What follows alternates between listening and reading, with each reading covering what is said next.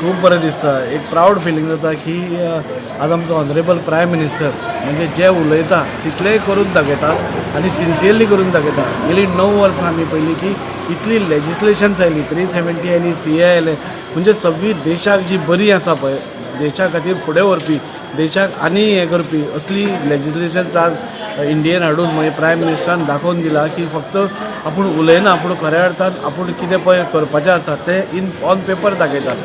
म्हाका खूब उमेद दिसता की आतां हांव पॉलिटिक्सान आसल्यारूच म्हाका 30-35 वर्सां जालीं आनी जेन्ना पसून हांव पॉलिटिक्सान आसा, वुमन रिजर्वेशन करप, वुमन एम्पावर करप हें फक्त आमी खबरीच आयकता. हाज्या पलीकडे आमी कांयच आयकनाशिल्ले. खंयच्या पेपरार आयलें की कोण उलयतालो की ना आमी वुमनाक 33% दिवपाक जाय, आनी कितें करपाक जाय, आनी खंयचो लिडर येतालो आनी कितें उलयतालो. पूण खऱ्या अर्थान वुमनाक सपोज एम्पावर करपाचो प्रयत्न आनी सफलता कोणें प्राप्त केली जाल्यार ती आमचे honourable prime minister Narendra Modi आसा. काल तें बील इंट्रोड्यूस जालें आनी काल लोकसभान म्हणजे म्हाका दिसता 80 to 90% लोकांनी ताका सपोर्ट करून तें पास जालें.